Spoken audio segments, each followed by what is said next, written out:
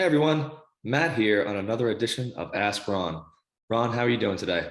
I'm good, man. I'm good. All right. Weather's beautiful down here. For all you snowbirds, eat your heart out. That's right. We are having some fantastic weather. Don't think about moving down here. There aren't any houses left in Florida. Yeah, we're full. We're full. All right. Let's go ahead and jump right on into it with our first question from Trent in Oklahoma. Trent, Trent says, on the Pretty House Terms business deals where we buy with owner financing and sell on a lease option, do we need title insurance? you need a title check, Trent. I don't buy title insurance when I don't have anything at risk, which I don't.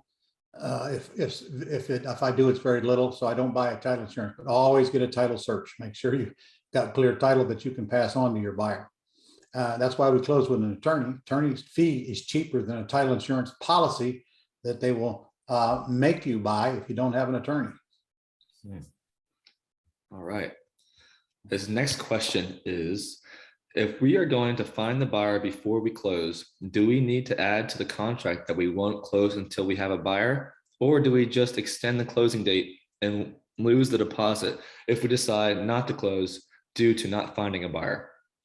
Well, I can tell you, you are going to have a lot tougher time getting the buyer to wait for you to find somebody to put in a house. I'd go ahead and close on it if possible.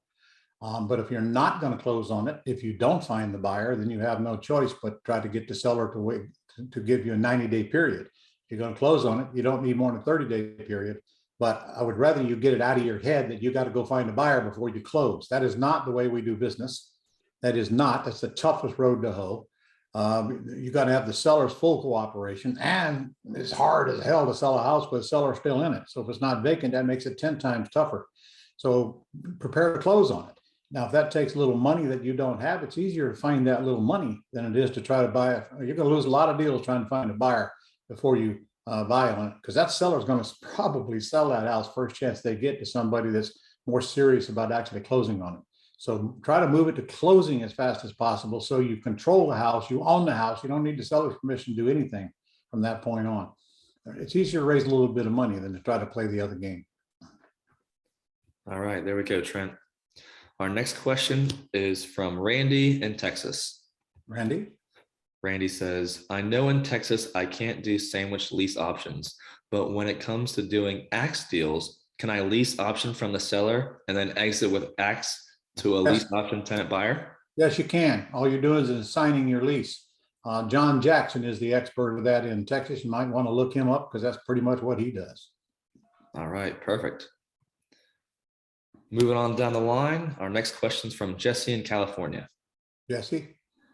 Jessie says, if the seller has agreed to take monthly installments for his equity and I'm taking over the mortgage, how should I structure the double monthly payments? You don't.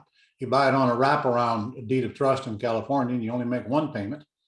And frankly, I don't make payments on the seller's equity at all.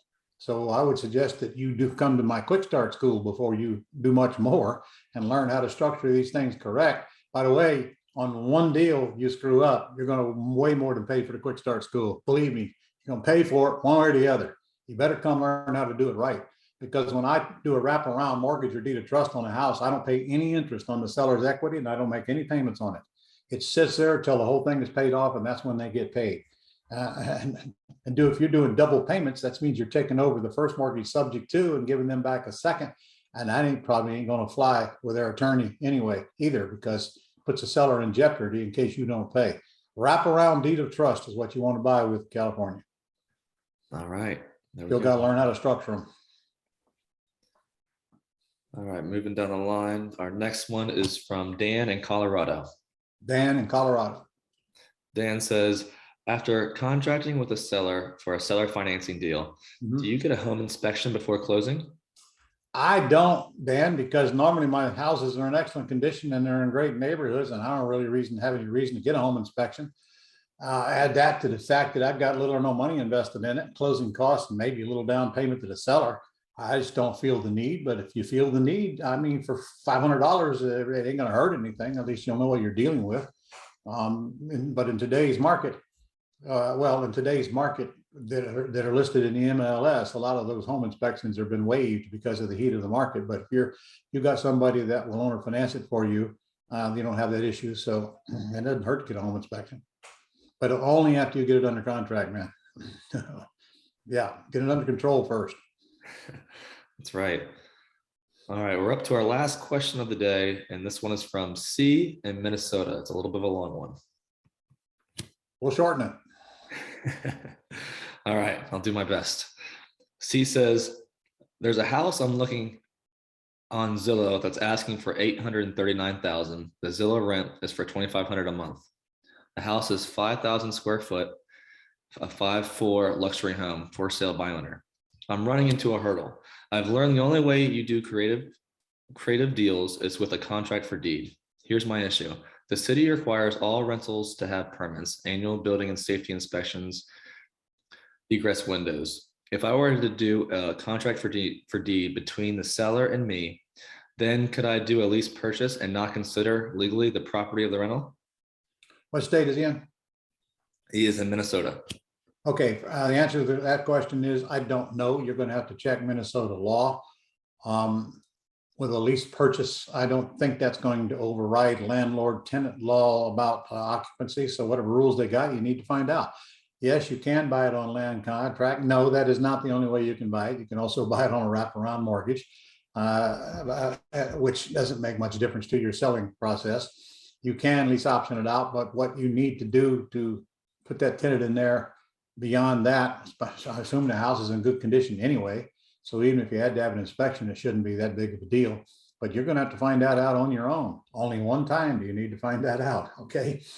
You can ask any attorney. You can probably ask most skilled realtors and most skilled investors, or you can just call the city. I don't know who you call down to the city, to be honest with you, though, but or you can go to Google and see what you can find out on Google. But it's specific to the city you're in. These things vary from city to city.